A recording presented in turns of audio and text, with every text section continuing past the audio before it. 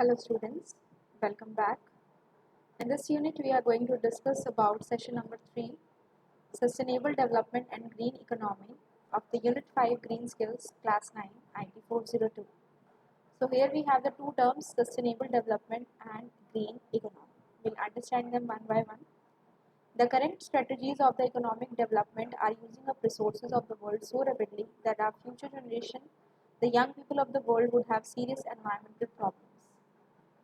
आज की जनरेशन जितने भी रिसोर्सेज अवेलेबल हैं उन्हें इस बेस से यूज़ कर रही है कि जितने भी रिसोर्सेज हैं they can deplete one day and future generation के लिए they will not be available. Increasing population और इनकम के साथ साथ जो गुड्स की कंजम्पशन है यानी कि जिस तरह से जिस रेट से हम उन्हें कंज्यूम कर रहे हैं वो डे बाय डे हमारी इंक्रीज होती जा रही है, जिससे कि it has led to the increase in the production and the utilisation of natural resources which are required for producing the goods. इस वजह से नेचुरल रिसोर्सेज का जो यूज़ हो रहा है वो बहुत ज़्यादा बढ़ता जा रहा है। इसलिए सोसाइटी को अनसस्टेनेबल डेवलपमेंट स्ट्रेटजी को चेंज करना चाहिए, जहाँ पे जो डेवलपमेंट हो लेकिन वो एनवायरनमेंट को डिस्ट्रॉय ना करे। This form of sustainable development can only be brought about if each individual practices a sustainable lifestyle. इस तरह की सस्टेनेबल डेवलपमेंट को हम तभी ला सकते हैं जब हर एक पर्सन एक सस्टेनेबल लाइफस्टाइल को यूज़ करे। Since most of the natural resources are scarce, हमें पता है कि जितने भी रिसोर्सेज हमारे पास अवेलेबल हैं विच आर नेचुरल वो बहुत कम क्वांटिटी में हैं, इसलिए उनका एफिशिएंट यूज़ यानी कि जुडिशियस यूज़ होना बहुत ज़रूरी है। It is very necessary. Now the term of the topic of the session number 3 was sustainable development and green economy. So what is sustainable development? Sustainable development is defined as that development that meets the needs of the present generation, जो present generation की ज़रूरतों को पूरा करे without compromising the ability of future generation to meet their own needs. कि present generation की needs हैं वो पूरी हों और उसके अलावा हमारे पास इतने रिसोर्सेज भी अवेलेबल हों जो हम फ्यूचर जनरेशन को दे सकें, वो होती है हमारी sustainable development. For example sustainable agriculture में ऐसे एनवायरनमेंट फ्रेंडली मेथड्स आते हैं फार्मिंग के जिसकी हेल्प से क्रॉप्स का प्रोडक्शन हो पाता है, लेकिन जो डैमेज होता है नेचुरल एनवायरनमेंट को that does not happen. It involves preventing the use of chemicals का यूज़ हम प्रिवेंट करें ताकि इसके ऊपर सॉइल, वाटर और लिविंग बींग्स के ऊपर इसका कोई बैड इफेक्ट ना हो। बायोडाइवर्सिटी या बायोलॉजिकल डाइवर्सिटी जिसे हम कहते हैं वो नेचर का वो पार्ट होता है जिसमें डिफरेंट स्पीशीज़ एग्जिस्ट करती हैं, जिसमें हमारे पास variety of plants and animal species होती हैं डिफरेंट रीजन्स में एक कंट्री या वर्ल्ड के अंदर। एंड डिफरेंट टाइप्स के हमारे पास इकोसिस्टम होते हैं जिसमें हमारे टेरेस्ट्रियल और एक्वेटिक आते हैं with in a defined area. Biodiversity is very essential for preserving the ecological processes. इसको प्रिजर्व करना बहुत ज़रूरी है। Like recycling of the nutrients can be done, soil formation can be done, cleansing of air and water should be done, maintaining the water balance within an ecosystem, watershed protection, maintaining the stream and river flows throughout the years। तो ये सारी चीज़ों को ध्यान देना, इनके ऊपर work करना बहुत ज़्यादा ज़रूरी है। अब बात आती है सस्टेनेबल डेवलपमेंट की। अभी हमने डेफिनेशन पढ़ी, तो एग्जैक्टली ये क्या होता है। तो हमने पढ़ा कि सस्टेनेबल डेवलपमेंट वो डेवलपमेंट है विच satisfies the needs of the present without compromising the capacity of the future generation. यानी कि ये गारंटी कर रही है कि इकोनॉमिक ग्रोथ में, यानी कि एक कंट्री की इकोनॉमिक ग्रोथ भी होगी, साथ साथ उसकी जो सोशल और एनवायरमेंटल वेलबींग है उसकी केयर भी की जाएगी।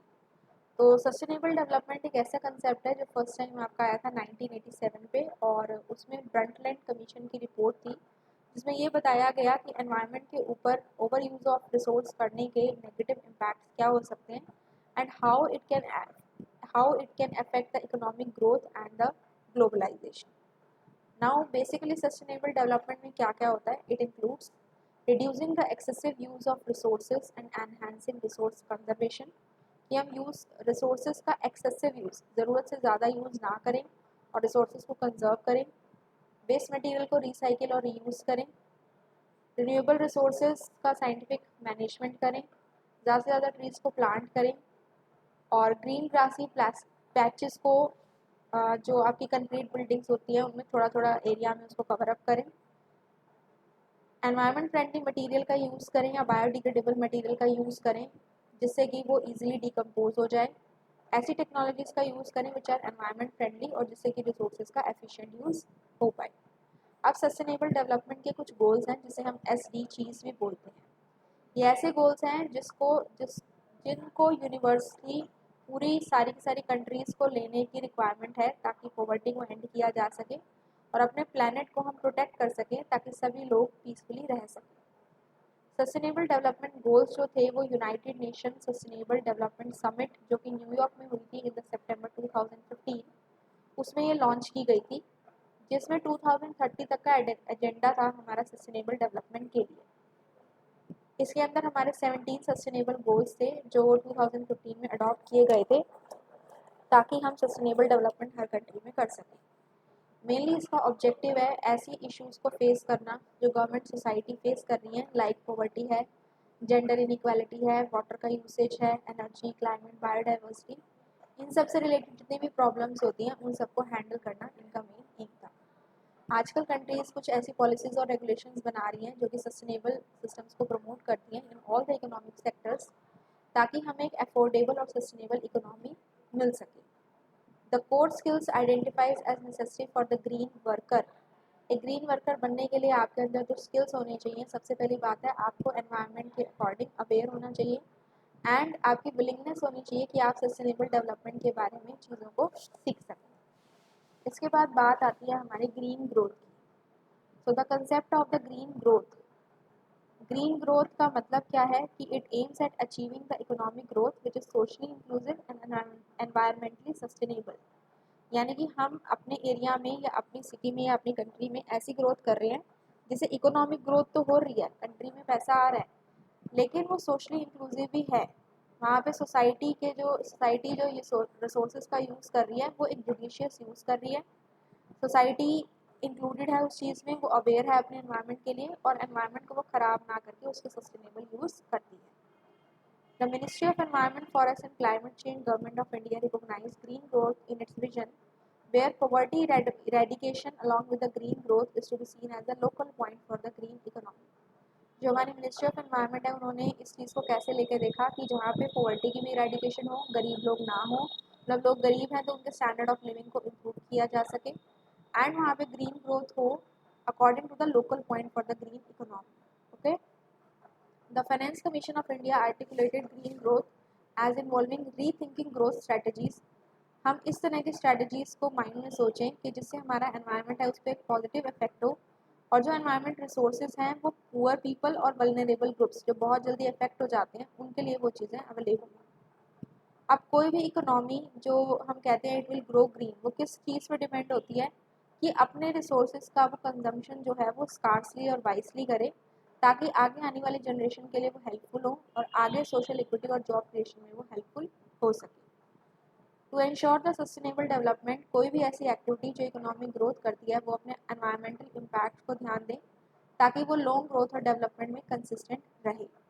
जैसे कि व्हीकल्स होती हैं रोड पे, वो ट्रैफिक, उससे हमारा ट्रैफिक कंजेशन होता है, बहुत ज़्यादा ट्रैफिक हो जाता है, जो लोग ट्रैवल कर रहे होते हैं उनका टाइम वेस्ट होता है और वहाँ पे उस टाइम पे बहुत ज़्यादा स्मोक जो है वो एनवायरनमेंट में प्रोड्यूस होती है व्हीकल्स के एग्जॉस्ट से। तो उसको हमें धीरे धीरे रिप्लेस करना चाहिए किससे, with the efficient public transport system. जैसे कि पहले मेट्रोज नहीं थी तो ये चीज़ें बहुत ज़्यादा प्रिवेल करती थी, लेकिन अब मेट्रो के आने से कुछ हद तक the effect has reduced because metro train electricity से चलती है, तो इस वजह से जो पोल्यूशन लेवल है एटलीस्ट मेट्रो ट्रेन से नहीं होता and people are able to use them instead of using their own vehicles, they can commute easily through the metro। Okay, the next term is the green economy। this was the another term in the topic of the session। अब green economy जो term है वो सबसे पहले coin हुई थी 1989 में, 1989 report में for the government of United Kingdom. Now United Nations environment programme, UNEP's United Nation environment programme, उन्होंने ग्रीन इकोनॉमी को क्या बताया है, as the one that results in the improved human wellbeing and social equity while significantly reducing environmental risk and ecological scarcity। यानी कि ऐसी economy जहाँ पे ह्यूमन की जो हेल्थ है उसमें इम्प्रूवमेंट हो, सोशल इक्विटी हो, सारे लोग इक्वल हो और एनवायरनमेंट का जो रिस्क है वो कम से कम हो और इकोलॉजी में नेचुरल रिसोर्सेज की जो कमी है वो बहुत रिड्यूस हो जाए। तो basically low carbon resource efficient and socially inclusive इसको कहा गया, that is known as the green economy, जहाँ पे सोसाइटी का भी ध्यान रखा गया, एनवायरनमेंट का भी ध्यान रखा गया और इकोनॉमी का भी ध्यान रखा गया। ग्रीन इकोनॉमी एक ऐसा सिस्टम हुआ जो कि इकोनॉमिक ग्रोथ में हेल्प करता है और उस टाइम पे सेम टाइम पे साथ साथ एनवायरनमेंट की केयर का भी ध्यान रखता है, ठीक है। अब certain ways of economic growth हमारे क्या है, लाइक हम फैक्ट्रीज बिल्ड कर रहे हैं, केमिकल्स यूज़ कर रहे हैं, तो कहीं ना कहीं से ग्रोथ तो हो रही है, लेकिन ये एनवायरनमेंट को भी क्या कर रहे हैं, हार्म कर रहे हैं। अब इस तरह से अगर हम एनवायरनमेंट को अपना सेव करना चाहते हैं, जैसे कि, तो इसके लिए हम क्या कर सकते हैं, हम फर्टिलाइजर्स का ना यूज़ करें, और हम ऐसी ऐसी चीज़ों को यूज़ कर सकते हैं जैसे हम कार कूलिंग कर लें, तो इस वजह से जो इफेक्ट हो रहा है, बैड इफेक्ट, वो कहीं ना कहीं थोड़ा बहुत कम आ जाएगा। As people begin to learn about the serial health hazards caused by pesticides in their food, public awareness can begin putting pressures on the farmers to reduce the use of chemicals at the use of health. अगर लोग इस चीज़ के बारे में aware होंगे कि fertilisers का ज़्यादा यूज़ जो है वो सॉइल को ख़राब करता है, लोगों को अगर हम इस चीज़ के बारे में अवेयर कर दें, तो इसके प्रेशर में आके फार्मर्स जो हैं अपने क्रॉप्स वगैरह में केमिकल्स और फर्टिलाइजर्स का यूज़ कम करेंगे। So people become more conscious of the green products. तो इस तरह से अगर हम अपने एनवायरनमेंट के प्रति हमें हमें अवेयरनेस होगी, तो we will be able to understand and reduce the bad effects in the environment. Next we have is green consumer. एक ग्रीन कंज्यूमर कौन होता है? एक green consumer is someone who is very concern about the environment, जो environment का बहुत ध्यान रखता है और सिर्फ ऐसे गुड्स को परचेज करता है जो एनवायरनमेंट फ्रेंडली हो या इको फ्रेंडली हो, जिसमें कोई पैकेजिंग ना हो, और जो प्रोडक्ट्स हों वो नेचुरल इंग्रेडिएंट से बने हों, और इस तरह से बने हों जिसमें कोई पोल्यूशन ना हो। These all are the examples. तो इस तरह के जो हमारे प्रोडक्ट्स होते हैं वो इको फ्रेंडली प्रोडक्ट्स रहते हैं। तो ग्रीन कंज्यूमर हुआ जो इस तरह के प्रोडक्ट्स को परचेज करता है जिससे कि एनवायरनमेंट में हार्म नहीं होता। अब बात आता है components of the green economy. Components of the green economy होता है, ग्रीन इकोनॉमी किस किस चीज़ से बनी होती है। उसमें हमारे रिन्यूएबल एनर्जी सोर्सेज आते हैं जिनसे पोल्यूशन नहीं हो सकता, and they can be renewed like solar wind and solar energy, wind energy, biomass. Green buildings आती हैं जिससे कि एनवायरनमेंट को बहुत कम से कम डैमेज होता है जब उनकी कंस्ट्रक्शन होती है, और वो वाटर एनर्जी और अदर रिसोर्सेज को बहुत अच्छे से वाइजली यूज़ करती हैं ताकि वेस्ट जो है वो कम से कम हो सके। वेल मैनेज सस्टेनेबल ट्रांसपोर्ट भी इसी का पार्ट है, जो कि जिसकी कॉस्ट कम हो और वो हेल्प करे कि लोग एक प्लेस से दूसरे प्लेस पे क्विकली मूव कर पाएँ और एनवायरनमेंट को डैमेज ना हो। इसके बाद बात आती है हमारी वाटर मैनेजमेंट की। तो वाटर मैनेजमेंट में हमें पानी को वेस्ट नहीं करना चाहिए, हमें जितना हो सके उस पानी को रिसाइकिल करना चाहिए। वेस्ट मैनेजमेंट में हम सॉलिड और वेट वेस्ट को सेपरेट कर सकते हैं, और जो भी सॉलिड वेस्ट में से हमें ऐसा लगता है कि जिस भी चीज़ को रिड्यूस, रीयूज और रिसाइकिल किया जा सकता है, so that can be done. Then we have the land management. Land को जनरली हम फार्मिंग, फॉरेस्ट और फैक्ट्रीज में यूज़ करते हैं। तो ग्रीन इकोनॉमी में लैंड को इस तरह से यूज़ किया जाता है कि लोगों की रिक्वायरमेंट्स भी फुलफिल हो जाए और एनवायरनमेंट को डैमेज भी ना हो। तो ग्रीन इकोनॉमी बेसिकली क्या करती है, कम से कम रिसोर्सेज का यूज़ करती है, लेस पोल्यूशन करती है, और ग्रोथ सबके लिए प्रोवाइड कराती है। Now we have the skill development for the green economy. When we talk about skill development for the green economy, तो ऐसी चीज़ों के लिए हमारे पास कुछ स्किल्स भी होने चाहिए। तो इस तरह के स्किल्स को अगर हम गेन करना चाहते हैं, it is crucial to ensure efficient transition from unsustainable to a green economy by matching the supply and demand for the skills. तो इन सब के लिए हमें मैच करना पड़ेगा डिमांड एंड सप्लाई, मतलब जो डिमांड है वो हम डिमांड भी पूरी करें, लेकिन हम उस वजह से एनवायरनमेंट को हार्म ना करें। तो इस तरह की ग्रीन जॉब्स होती हैं एनवायरनमेंट में, वो कोई भी ऐसा बिजनेस या नॉन प्रॉफिट ऑर्गेनाइजेशन या गवर्नमेंट या एजुकेशन इंस्टीट्यूशन हो सकता है जिसमें कुछ रिक्वायरमेंट्स हो ग्रीन स्किल्स की, जैसे कि और एक ऑर्गेनिक फार्मर है तो उसे पता होना चाहिए कि ऑर्गेनिकली जो ऑर्गेनिक सीड्स होती हैं उन्हें किस तरह से ग्रो किया जाता है। सोलर टेक्नीशियंस या जो इंजीनियर्स होते हैं उनको नॉलेज होनी चाहिए कि किस तरह से सोलर पैनल्स और अप्लायंसेस को डिज़ाइन, इंस्टॉल और मेंटेन किया जाता है। कुछ ऐसी ग्रीन जॉब्स भी होती हैं कि जिसमें इतने ज़्यादा स्पेसिफिक स्किल्स नहीं चाहिए, जैसे कि ग्राफिक डिज़ाइनर है या कोई कैशियर है जो ग्रीन कंपनी के लिए काम कर रहा है, तो वो अपना काम कर रहा है which is contributing to the development of the green growth and economy. इसके बाद बात आती है क्लास ग्रीन स्किल्स की। तो ग्रीन स्किल्स हमारे क्या हुए, ऐसे स्किल्स जो ग्रीन इकोनॉमी को प्रमोट करने के लिए यूज़ किए जाते हैं उन्हें हम कहते हैं ग्रीन स्किल्स। ये ऐसे एरियाज़ में ज़रूरी होते हैं जहाँ पे रिन्यूएबल एनर्जी होती है, सीवर वाटर ट्रीटमेंट होता है, ग्रीन कंस्ट्रक्शंस होती है, etcetera. So basically green skill agreement इसको कैसे डिफाइन करता है, which as skills for the sustainability, जिनको हम ग्रीन स्किल्स भी कहते हैं। वो टेक्निकल स्किल्स जिसमें हमें उस चीज़ की नॉलेज है, वैल्यूज़ हैं, और जो भी हमें एटीट्यूड या वर्क फोर्स चाहिए उस टाइम पे सस्टेनेबल इकोनॉमिक, सोशल और एनवायरमेंटल आउटकम्स को पाने के लिए, that all skills we have. Some of the areas जहाँ पे ग्रीन स्किल्स कंट्रीब्यूट करते हैं वो है हमारे रिन्यूएबल एनर्जी रिसोर्सेज को यूज़ करना, वाटर एंड वेस्ट मैनेजमेंट में, रेन वाटर हार्वेस्टिंग में, एनर्जी को कंजर्व करने में और पोल्यूशन को कम से कम करने में।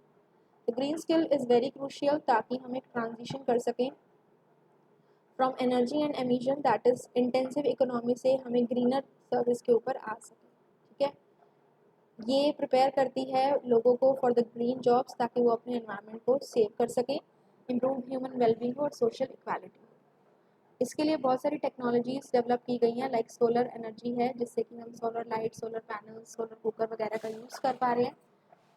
एंड इन सब चीज़ों का यूज़ करने के लिए हमें इंजीनियर्स और टेक्नीशियंस की रिक्वायरमेंट है। तो ये हमारे किस में आते हैं, ये जॉब्स आती हैं हमारी ग्रीन जॉब्स। बहुत सारे ऐसे वोकेशनल ट्रेनिंग प्रोग्राम्स भी होते हैं जो इन स्किल्स पे फोकस करते हैं रादर देन सॉफ्ट और the green skills. Green skills contribute to preserving the environment for the sustainable future and improve the jobs that protect the ecosystem and the biodiversity. National skill development mission जो कि government of India ने 2015 में launch किया था, जब इसे develop किया गया तो ये इसने क्या किया, it is able to create the convergence across the sectors and the states in terms of the skill training activities. उनके बीच में आपस में इंटरमीडिएट बन के इन्होंने उनको ज्वाइन करवाया एंड जो भी स्किल्स और नॉलेज चाहिए थी रिसोर्सेज को मैनेज करने के लिए वो सारी इनको प्रोवाइड की गई। तो ग्रीन स्किल्स बहुत इंपॉर्टेंट है in the future as all countries जो हैं वो ग्रीन इकोनॉमी की तरफ मूव करना चाहती हैं। अब इसके लिए कुछ नॉलेज और skills which are needed for managing the resources they are given in the table. Natural resources को प्रिवेंट करने के लिए उसके लिए हमें क्या स्किल्स चाहिए, चेक करना है एनवायरनमेंट पे क्या इम्पैक्ट हो रहा है, ऐसी टेक्नोलॉजीज़ को डिज़ाइन और अडॉप्ट करना है जिससे कि नेचुरल रिसोर्सेज का कंजम्पशन कम हो। इसके लिए जो भी गाइडलाइंस हैं that we should know. Climate के लिए क्या होना चाहिए, क्लाइमेट चेंज के जितने भी प्रोजेक्शंस हैं उनके बारे में हमें एनालाइजिंग करनी है, रिस्क मैनेजमेंट स्ट्रेटजीज़ को डेवलप करना है और जो इस चीज़ को इम्प्रूव कर सकती हैं ऐसी टेक्नोलॉजीज़ को अडॉप्ट करना है।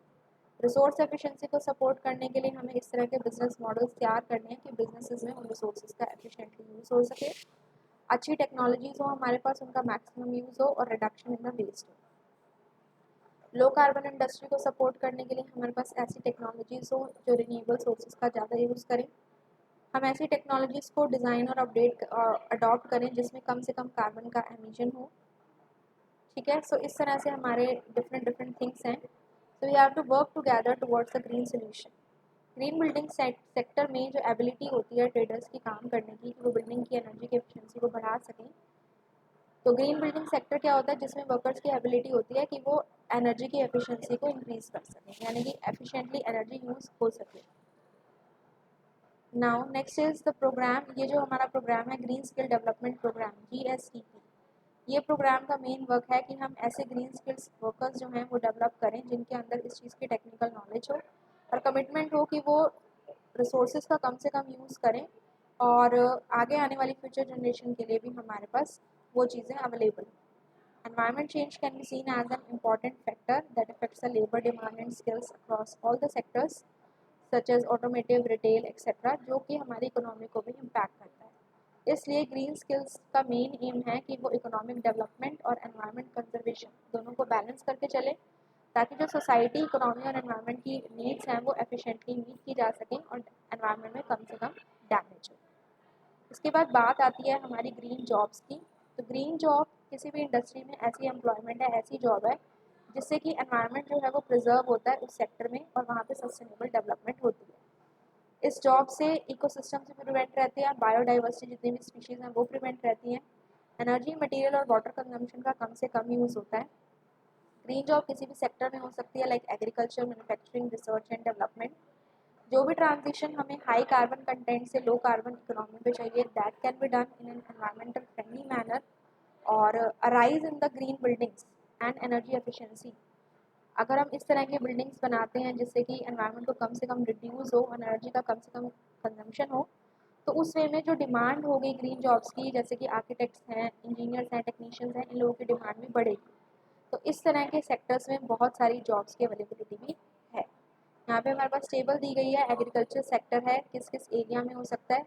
इस एरिया में हम ग्रीन जॉब्स कर सकते हैं और इनके लिए क्या क्या ऐसे ऑप्शंस हो सकते हैं जॉब के लिए। सोलर पंप टेक्नीशियन हो सकता है, रेन वाटर हार्वेस्टिंग प्रोफेशन हो सकता है, ऑल दिस थिंग।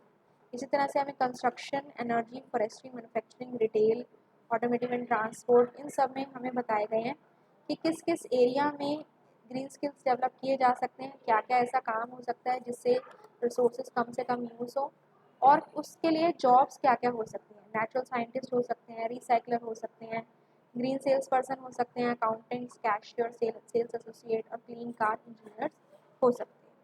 इसी तरह से टूरिज्म और हॉस्पिटैलिटी इंडस्ट्री होती है, एजुकेशन इंडस्ट्रीज होती है। एजुकेशन इंडस्ट्रीज में टीचर्स जो हैं वो एनवायरमेंटल एजुकेशन दे सकते हैं स्टूडेंट्स को, ग्रीन साइंटिस्ट हो सकते हैं और बायोलॉजिस्ट हो सकते हैं। जैसे बायोलॉजी के जो टीचर्स होते हैं वो स्टूडेंट्स को अवेयर कर सकते हैं about the need to conserve the society. इसके बाद बात आती है ग्रीन प्रोजेक्ट्स की। बहुत सारे पीपल और organisation they are concern about doing something to save the environment, तो ग्रीन प्रोजेक्ट्स को इम्प्लीमेंट कर रहे हैं। बहुत सारी ऑर्गेनाइजेशन ने अपने अंडर ऐसे प्रोजेक्ट्स लिए हैं और टेक्निक्स लिए हैं जिसके हेल्प से वो एनवायरनमेंट को सेव कर सकते हैं। तो one example is given here, जैसे सॉलिड वेस्ट मैनेजमेंट है बाय द स्वच्छ कोऑपरेटिव। तो ये mainly it is on by the waste pickers, जो कि डोर टू डोर जाते हैं और वेस्ट को कलेक्ट करते हैं। और बेसिकली ये गवर्नमेंट के सपोर्ट से और वेस्ट पिकर के सपोर्ट से ये जो हमारी प्रोजेक्ट था वो बहुत सक्सेसफुल हुआ। डिग्निटी से वो काम करते हैं क्योंकि ये वर्क उनका है and decentralise waste management system है। Different different people different different areas में जाते हैं, कलेक्ट करते हैं और इससे हमारा डिस्पोजेबल जो होता है वो वेस्ट का बहुत सही तरीके से हो जाता है। उससे बायोगैस रीजनरेट हो जाती है, सॉलिड वेस्ट की रिसाइकलिंग हो जाती है and biogas is produce from the plant and material and the animal waste and the garbage waste from the household and some type of the industrial waste. इसी तरह से हमारा जो मॉडर्न चूल्हा है of the society of development and environment protection, इनका जो main M था ये बायोमास का यूज़ करते हैं ताकि जो वुड की कंजम्पशन है वो 50% कम हो सके। तो इस चूल्हा से जो स्मोक आती है वो 80% बहुत कम आती है as compare to the other chulha जो हम यूज़ करते हैं। So this initiative was started and 35,000 households ने इसको यूज़ किया। इससे कि जो पोल्यूशन लेवल था वो हमारा डिक्रीज़ हो गया, एक तरह से एनवायरनमेंट प्रोटेक्ट हो गया। फिर बायो टॉयलेट्स की बात आती है। ग्रीन सोल्यूशन फाउंडेशन ने बायो टॉयलेट्स बनाए for the hygienic sanitation in the village and the slum areas जहाँ पे सीवेज सिस्टम्स की कमी थी। तो ऐसे यूज़र्स और डोनर्स, कुछ यूज़र्स और डोनर्स बायो टॉयलेट्स को फंड करते हैं एंड GSF जो है ग्रीन सोल्यूशन फाउंडेशन वो ट्रेनिंग प्रोवाइड कराती है कि कैसे इसे यूज़ करना है और लोकल पॉपुलेशन या पीपल के लिए किस तरह से इसकी सर्विसेज होंगी।